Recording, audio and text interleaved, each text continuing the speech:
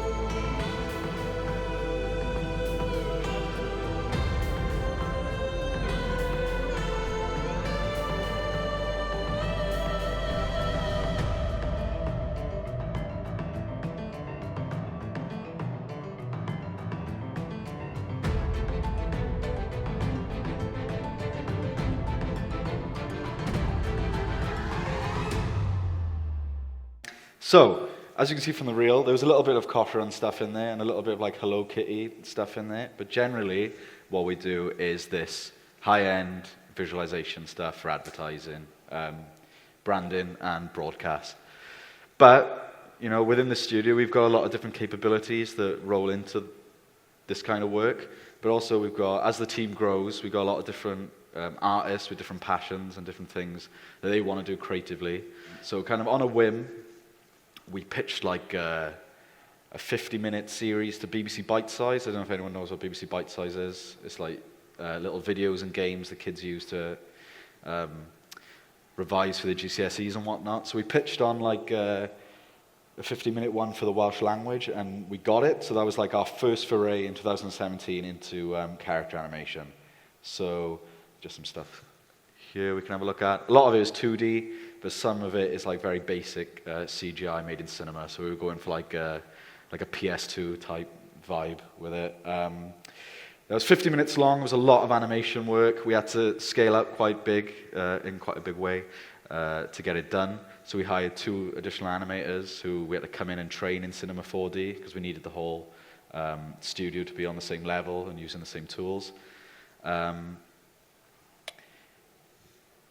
And yeah, it was a big jump for us. So once we did it, when we got it all out the door, it all went well, there was no complaints. It was a Welsh language show, and I can't speak Welsh, so even if there were any complaints, we wouldn't be able to understand them, so it works out for both of us. We thought, how now can we push, you know, we've grown, we've taken on these animators, we've decided that we want to pursue animation, how is the best way to pursue this? And we thought we'd get together, kind of kick some ideas around and figure out a collaborative in-house project that we could all work on, that we could all be passionate about, and that we could fit in between live client jobs, essentially, to kind of boost our credentials, but also to do something that was creatively fulfilling for us, even though that hyper-real visualization work is always great. Sometimes, there's stuff the animators wanted to do that they wouldn't get a chance to do doing that stuff, so we gave them a chance with this. But we also wanted to do like a tech run, basically, to figure out the logistics for our studio going forward, how stuff like this might be possible. This is a terrible sketch drawing of the initial idea for Coffee Run, which ultimately we decided would be a film with like one environment, one character, a very basic plot about a guy trying to make a round of coffee and failing. It's just a spoiler, but that's fine. So we thought, okay, we've got this idea.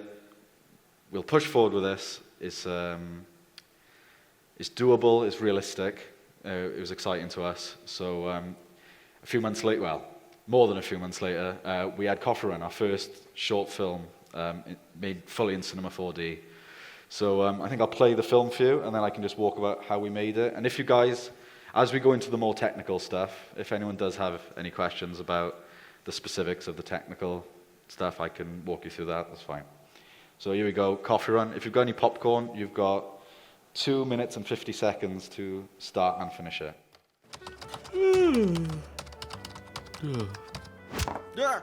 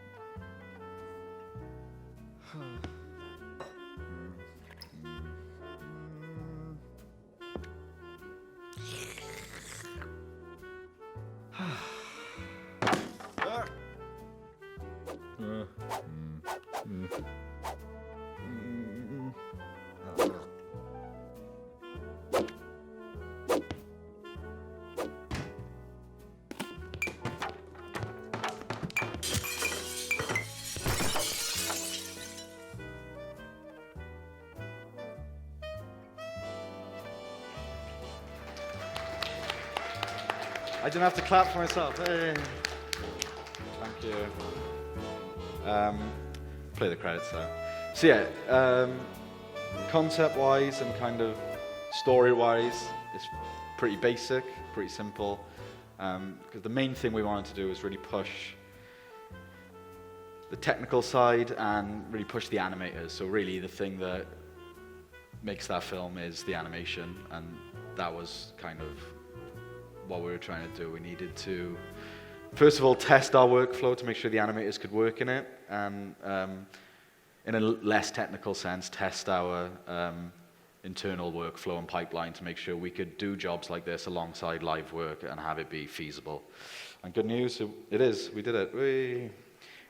So we did use Cinema 4D mainly with Octane Render, but we also use a lot of different stuff to bring this to completion. So all the animation done in Cinema, All the rendering done in Octane Render for Cinema 4D. I don't know if any of you guys use that. It's great. Some simulation in Houdini and Turbulence, FD. Pretend that's not spelt wrong. I didn't. All the texturing done in Substance.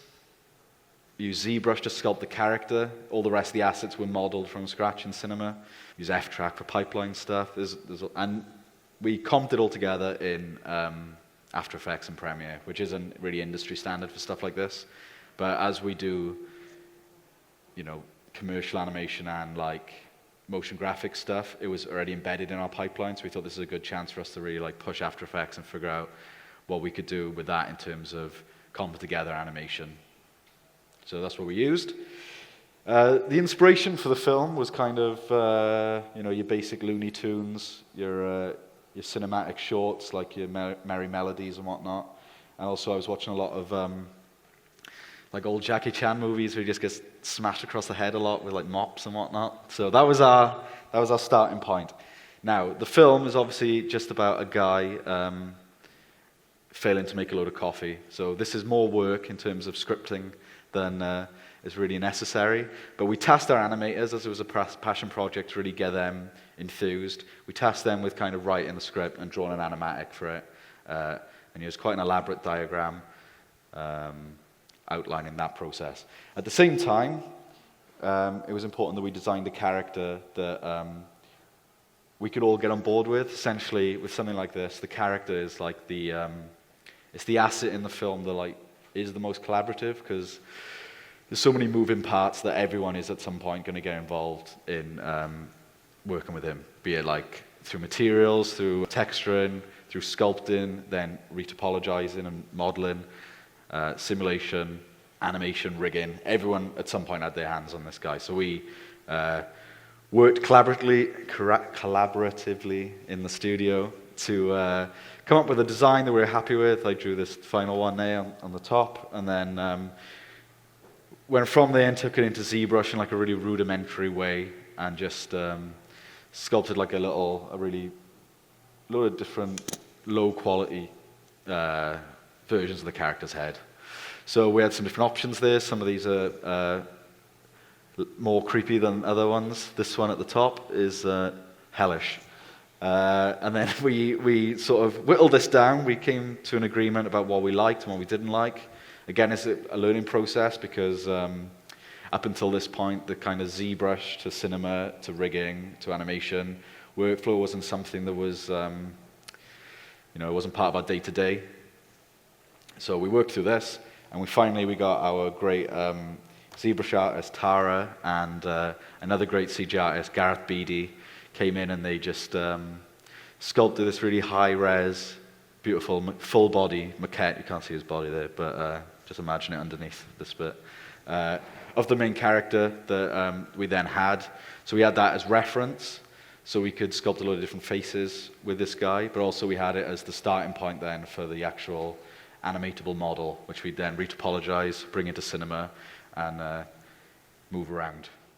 So during this process, our animator Claire did draw a load of expression tests based on like a print screen of the ZBrush sculpt.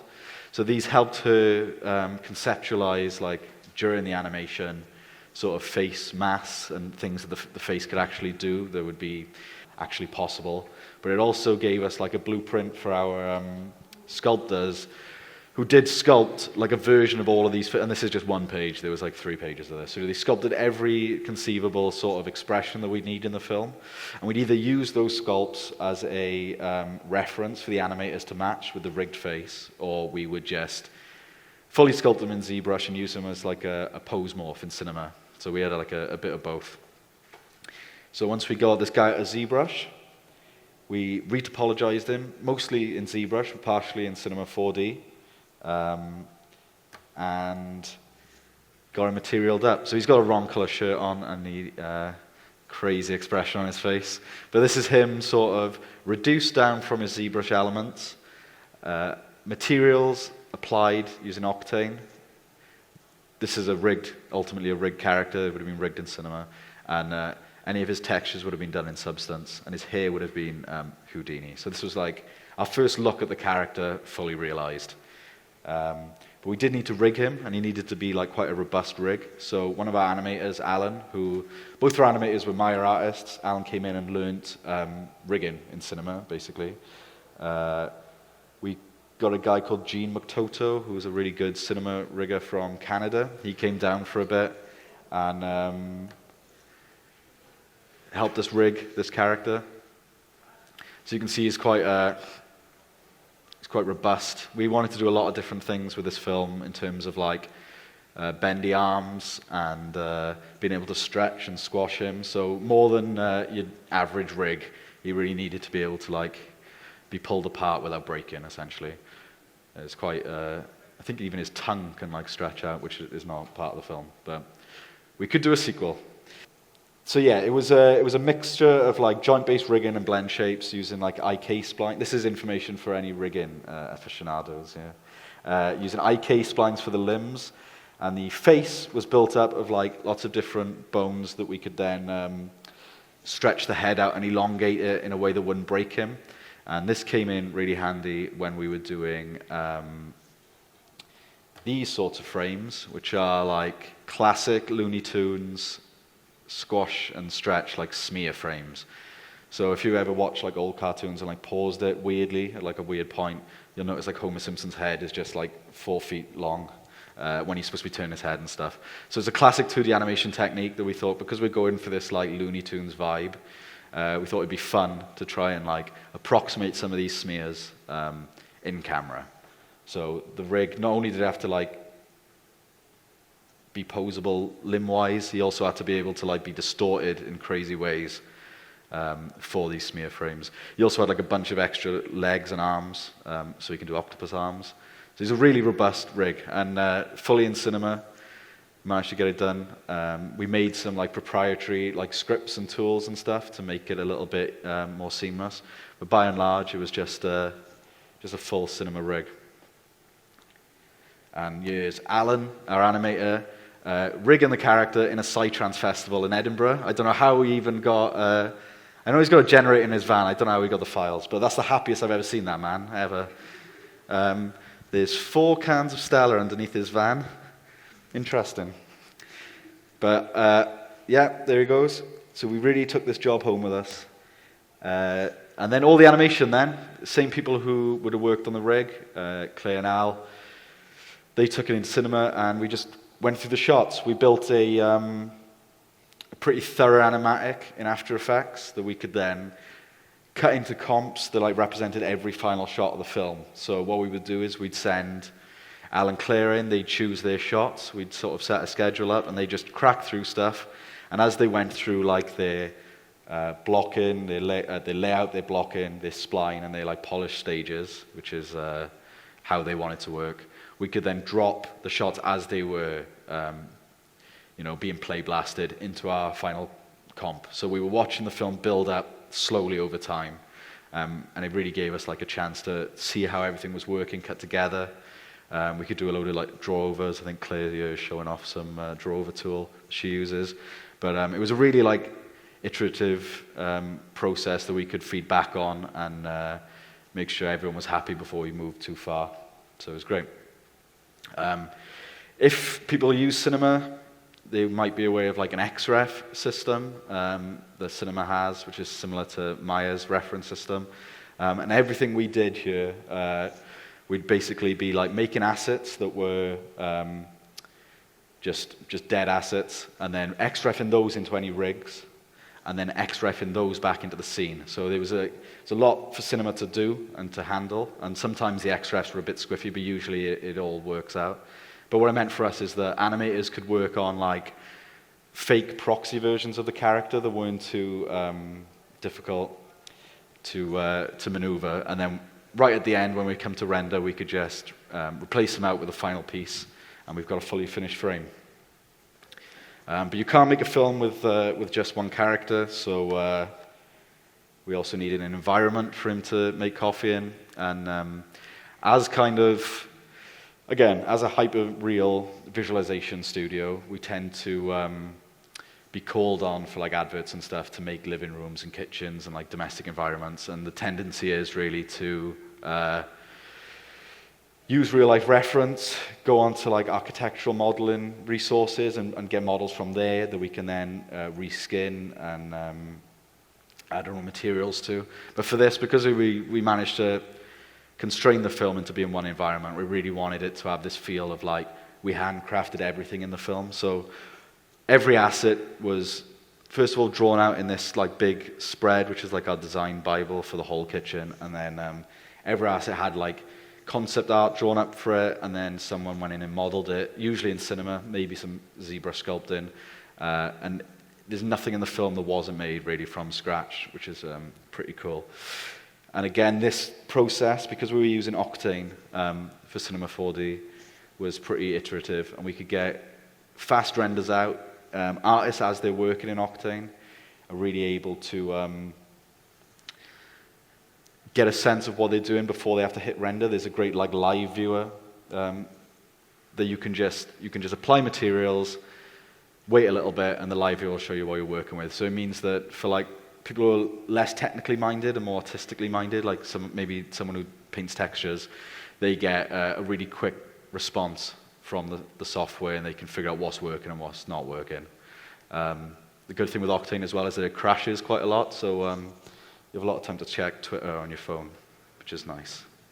And here's a finished shot in Octane, almost. The only stuff that, well, it is a finished shot. Later in this scene, there'll be water running from this tap, and obviously he's got a full head of hair.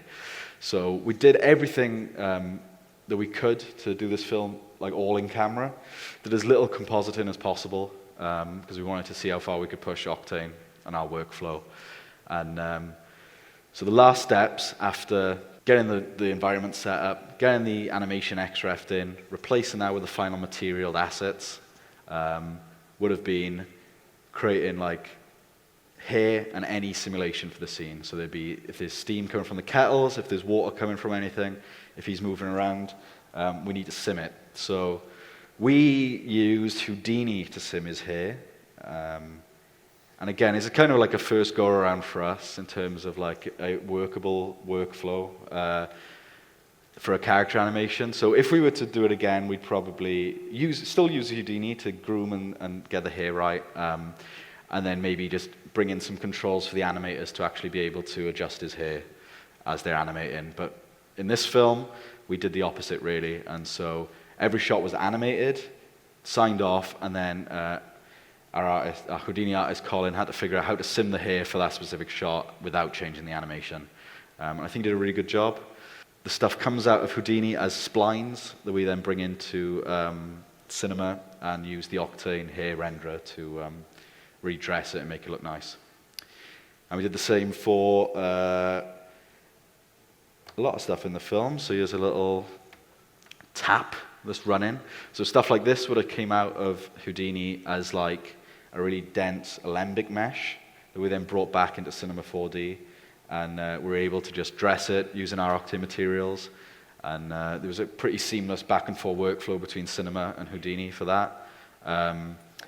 Whereas something like this would have been like comped on afterwards in After Effects, so rendered straight out of Houdini and added to the end.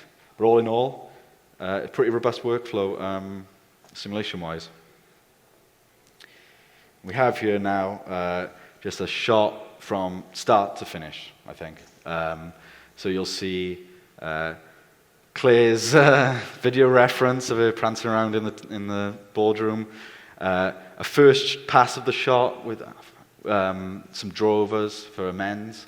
Then our blocking, which used the proxy versions of all the props, and our final sort of as rendered shot.